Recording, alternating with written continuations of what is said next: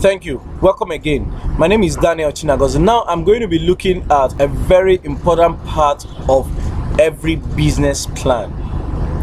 As an entrepreneur, when you are working on a business plan, don't think that everything is going to be rosy, because that's where people fail from the beginning. First of all, have this feeling: what are the business risks I am going to face as an entrepreneur? Now, why we're pointing out business risks is not such that you will run away from the business. No, we need you to be as truthful as possible with yourself. What are the business risks that you are going to face? They might be peculiar to your particular business, they might be peculiar to your location, they might be peculiar to your industry. If you're able to identify this business risk and then you move to the next level, you point out how am I going to mitigate, what mitigation steps will I take over this risk? Because if you're able to look at the business risk on your own and say these are risk factors that I must face in this business, and then you're able to say this is what I want to solve, this is what I want to solve, I bet you that you are closer to solving this problem than if the problem just appeared and you didn't plan for it. Number one, political. I'm going to mention key points that as you can see in the chapter 6 of the material of the workbook you will see political risk. Okay, you'll see economic risk. What are political risks? Let's say there is a change in government policy of a particular product that you depend. Let's say the raw material of a product you are producing, it comes from is purely by importation, and government changes the policy and says no more importation of this raw material. Now this is actually going to affect your business. What will you do in situations like that?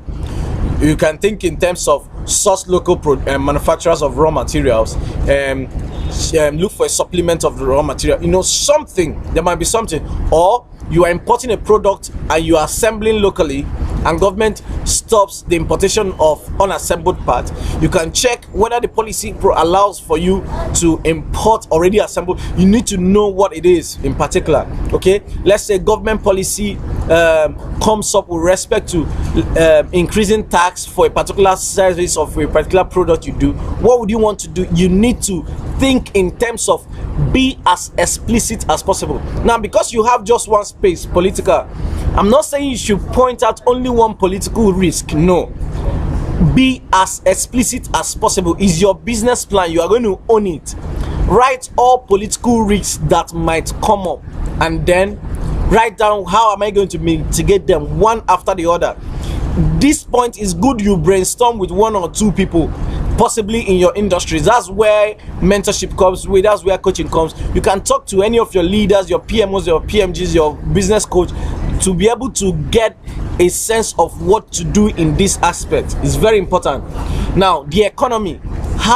What risk can the economy pose?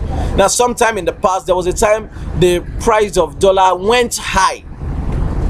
Okay, and you notice that a lot of things changed. Now, what will you do in times like that? I had there were some of my clients that decided to stop selling a particular product pending when dollar came down, because they won't be able to buy if they sold out all their products or services. So you need to know, what should I do in this? If you're able to identify what are the possible risks or possible challenges that you will face associated to your particular business, there's nothing general, it's particular to certain businesses. Write down what to do to mitigate it. Do the same thing for social, do the same thing for technology, for environmental factors, for legal factors. Now, business specific risks, there are other business specific risks. Okay, for example, the risk of explosion for someone that does a gas plant. Now, what you need to do is you need to put appropriate safety measures to ensure that this doesn't work. The risk of pilferage when it comes to people that do businesses that has to do with stocking, you need to put appropriate inventory and security measures to ensure that theft, pilferage is sorted out, the issue of injury is sorted out, the issue of seasonality. If your product is dependent on a raw material that is that is seasonal, you need to deal with the issue of storage so that you're able to handle these things appropriately. Because if you are not able to deal with it now, it will definitely affect how you're going to do this. It's very important you do this. Now, after you have done this risk identification, it's also possible you look inward, because the entrepreneur is the key person in the business.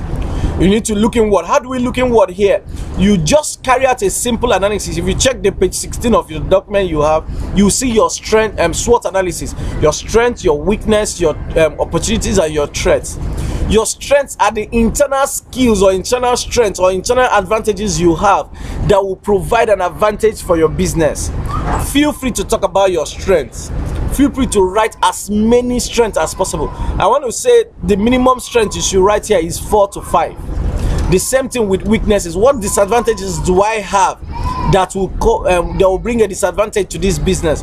Possibly a skill I don't possess, or a skill that is expensive to get, or something I don't have.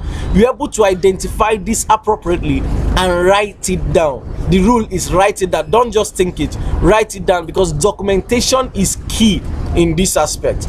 And then opportunity. What opportunities are there?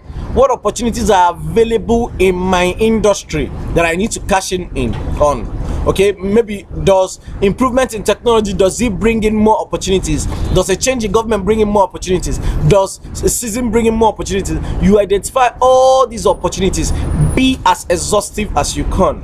Okay, and then look at threats. What are the threats I'm likely to face as a business person? What challenges can come?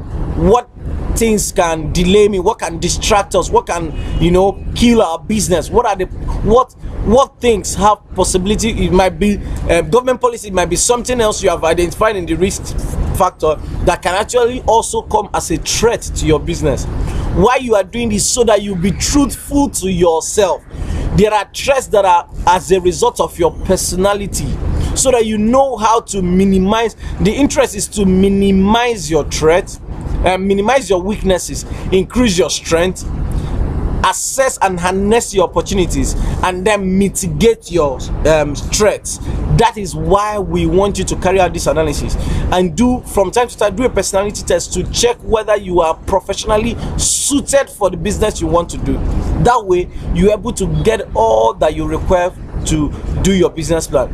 I insist that you write down as many points as possible and get your leader to go through it to help you align in some of the areas you are out of place in this. And I believe if you're able to put in this time, you are going to come out with a serious bankable business plan that you can use at every level of endeavor. Thank you very much for listening to us once again.